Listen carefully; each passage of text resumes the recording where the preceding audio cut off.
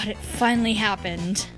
After 4 months since the latest episodes, we finally got some load in the form of this month's event called Starvember. And I couldn't be more excited. I mean, the episodes came out when I've been in school, and every time I looked at my phone, I was like, crap, everyone can watch it except for me. Save me, Lord! And the Lord heard me praying, and I got up of school early. Pretty neat, right? Wanna know what else is neat?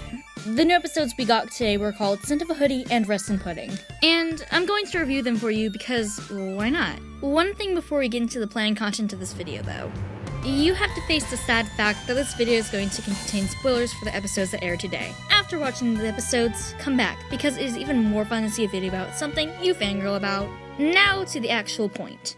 Scent of a Hoodie or Let It Go. Since the episode Toffee back in July, we haven't really seen any other Star Vs. content except for some promos and the Stump Day edition of Star and Marco's Guide to Mastering Every Dimension. Toffee gave us big character development for characters such as Star, Toffee, and Moon, and did a good job kicking the story further. By that, I mean like kicking the story over a mountain.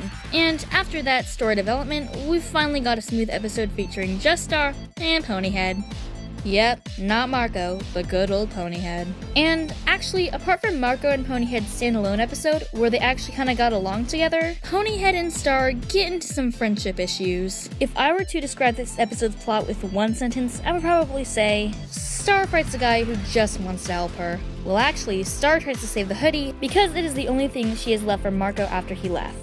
Ponyhead doesn't see what Star sees in Marco's hoodie, so she throws it into the laundry, where we meet a new character called Sir Lavabo, who is the Knight of the Wash. He refuses to give Star the bad-smelling hoodie, so Star and Ponyhead chase him through the washing area of the Butterfly Castle.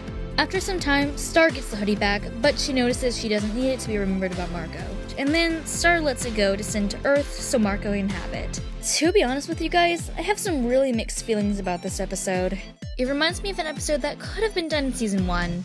I mean, it's always good to go back to the roots, but this episode was basically about Star letting go of Marco, which I don't really like. Of course, at one point they'll be back together, but until then, I hope we won't have to have any more episodes featuring Star and Ponyhead together. They don't really have a good chemistry together, and Ponyhead isn't really a big impact to the plot of this episode. She just caused all the trouble by throwing the hoodie in the laundry. Yes, I agree that Star learned because of her to let go of some things, but except for that, she really has no reason to be there. Even in the chasing scene, she isn't supportive at all. What I liked about this episode were the jokes though. I think this has to be the episode with the most Starko scenes. For example, when Stark says goodbye to Marco, River and Moon give each other this look like they've already accepted Marco as their son-in-law. Then there's also the scene where Star sniffs Marco's hoodie and remembers some moments from the episode's interdimensional field trip and fortune cookies. It was some nice Easter eggs for longtime fans of Star Vs. And when Star sends the hoodie back to Marco on Earth, he just smells his hoodie saying it smells like Star. Right after saying that, he smells on it a second time then. The writers don't make it easy for Draco shippers with this episode. One character that carried the whole episode through was Sir Lavabo. By far, I have to say that he has to be one of my favorite side characters.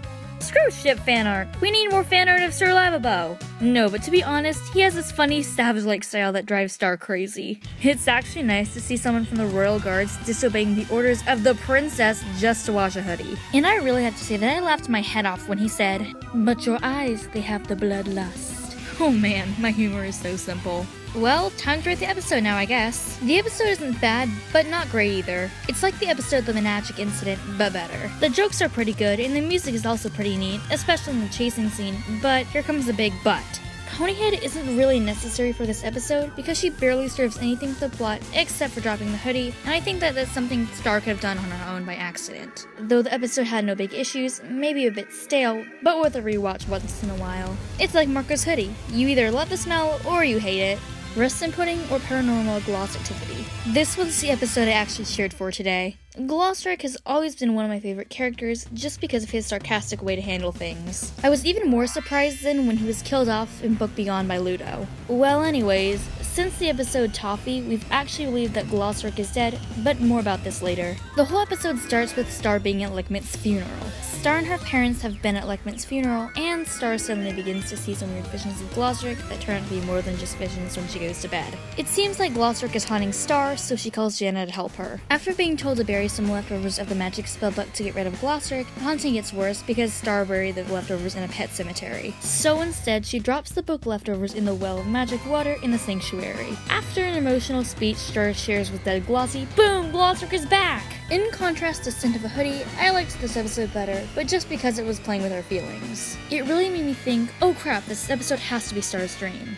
But it wasn't. It had some spooky themes in it, which fits into the dark month of November. I really liked that about this episode. Besides that, the episode had more subtle tone jokes. At Lekman's funeral, there haven't been many joke lines. It was more the humor that just needed an image to be funny. This happened when Moon told Star that funerals are unsettling and strange. Also, that tin can reference was pretty nice, but nothing special. Just a little detailed joke, I guess. Oh, and then there was that one scene that probably freaked some shivers out when we saw Jana hang out with Marco and Jackie. In my case, it was pretty unexpected, and I really liked the fact that Marco was still wearing his cape he got from River in Scent of a Hoodie. In conclusion, both episodes had their own charm and sense of humor. While the first one was more simple, the second one leads us to an even bigger event with the plot we got. Both episodes are not my favorite ones, but I've seen worse. Fetch. So in the end, I hope you had fun watching this video here, and that all of you stay tuned for the coming reviews throughout Starvember. Don't forget, you get from Monday to Thursday reviews now. I hope you'll enjoy them just as much as the staff. See you tomorrow, and oh, Marco puts his hoodie on by stepping into it. How weird was that?